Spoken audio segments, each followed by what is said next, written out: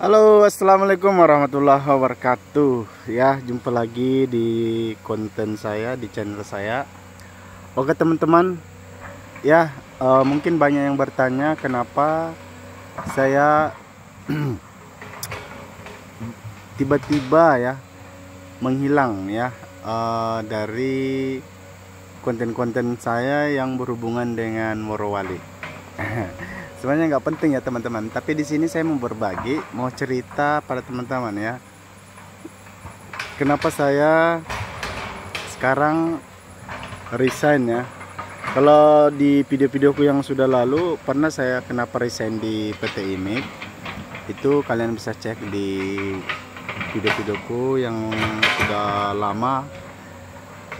Terus jadi semenjak keluar di IMIP saya masuk di NNI ya, NNI di Morowali Utara. Di sini saya mau cerita sedikit tentang pengalaman saya. Ya bisa dibilang sedikit kenapa saya resign ya. Oke. Namun sebelumnya teman-teman yang baru mampir di channel ini jangan lupa kalian follow, like atau komentar ataupun subscribe ya. Oke teman-teman, jadi ketika saya bekerja di NNI, di PT NNI ya, jadi saya tuh bukan tidak lanjut kontrak guys ya. Jadi sebenarnya saya itu sudah menyelesaikan training ya, karena saya sudah masuk 5 bulan kerja.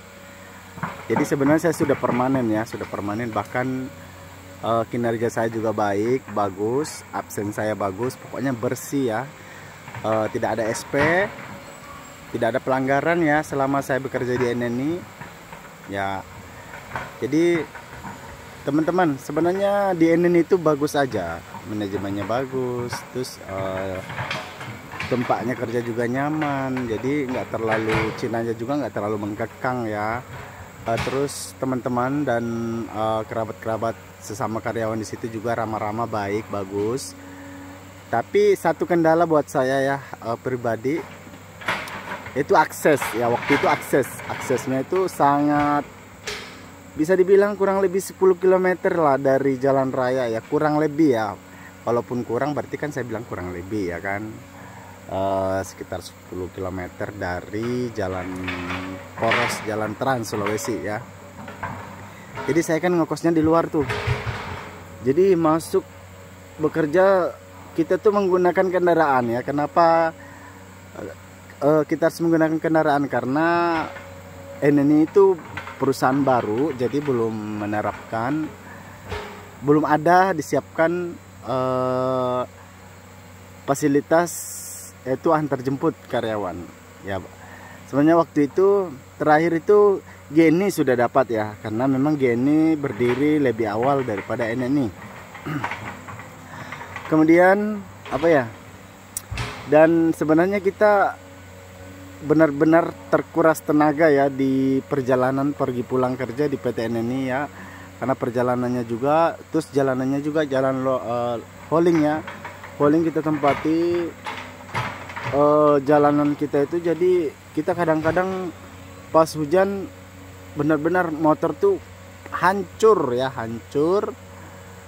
Terus pokoknya becek lah, tiap hari nyuci, tiap minggu ganti lahar ya, belum lagi bensin. Nah itu perbedaannya ya di PT IMIP atau mungkin di Morowali sana, Morowali ya. Bedanya kalau dulu di NNI itu belum, sebenarnya satu site aja dengan Genit, namun NNI belum ada fasilitasnya antar jemput bis. Tapi memang waktu itu ada rencana memang, karena kita sudah didata nama-nama siapa yang tinggal di daerah apa Poranda, siapa yang tinggal di daerah apa namanya Bunta ya kan. Nah jadi hal yang meresahkan jalanan. Kemudian ya kalau biaya hidup sih memang kurang lebih aja di Morowali sana ya, di Morowali Bahodopi sana ya kurang lebih lah. Ya, bedanya kalau di Morowali sana di bawah Dopi ada bisnya langsung dari pos 1, pos 2, pos 3 terus naik ke atas ya kan. Jadi motor ada parkir tempat di luaran. Nah, gitu guys. Dan kenapa? Jadi saya waktu kerja itu pada suatu hari ya, kami itu mau membersihkan mesin ya. Karena saya posisi saat itu di departemen PLTU ya, di perusahaan ini. Saya di PLTU bagian compare juga sih, cuman kan compare-nya nyaman tuh. Sebenarnya nyaman aja. Sudah beberapa tempat yang saya training tempat kerja, dan begitu sudah tahu di situ terus dipindahkan lagi,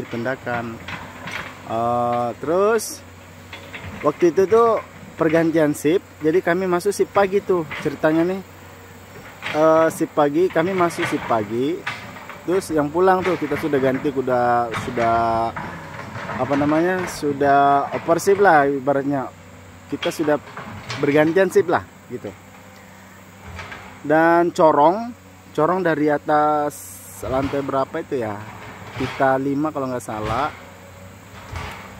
turun ke bawah di kompor pita 6 itu, pipanya itu ada corongnya itu lagi tersumbat ya, ceritanya tersumbat. Dan batu bara tuh kita mau loading mengisi bunker itu tidak bisa karena tersumbat. Nah, akhirnya Cina turun tangan, akhirnya kita membantu Cina tuh menyelesaikan ya, karena itu tersumbat tuh harus dijebolin gitu. Nah, dijebolin, lalu ya tanpa sadar ya, karena kita nusuk-nusuk itu, colok-colok itu apa sih namanya, corong, tapi karena tebal ya kerak-keraknya atau apanya lah, batu bara di dalam itu nggak kuat dengan tusukan-tusukan gitu. Nah, akhirnya kita inisiatif tuh, karena waktunya nih bunker tuh pada kosong ya kan, tunggu pada kosong, jadi harus diisi. Jadi mau tidak mau kita pakai selang hidran ya, hidran kan, tahu kan hidran kan, hidran pakai selang itu kan kencang banget tuh, kencang sekali. Akhirnya itu pas dari pintu bawah samping corong yang tersumbat dari atas itu kurang lebih sekitaran 10 meter tingginya, kita semper tuh pakai hidran, terus ya kan, jebol. Akhirnya pas jebol, corongnya tuh apa sih, jebol gitu, jebol maksudnya batu bara yang tersumbat dalam itu jebol. Akhirnya muncrat dari dalam itu, terjun pokoknya dengan kecepatan tinggi, karena dia kan corongnya kan berdiri tegap gitu ya, jadi pas bocor tembus jebol gitu, jadi kencang banget gitu, kencang. Jadi berapa kami di situ yang terkena timpa. Jadi saya ini sebenarnya yang tahan tangga Cina sama salah satu teman yang naik di atas itu untuk memegang selang hidrannya itu. Namun ya naas ya, namanya kita harinya sial mungkin ya. Jadi akhirnya saya ketumpai batu bara bercampur air, berlumpur-lumpur gitu, nah ya kan. Jadi saya tuh tertimbun.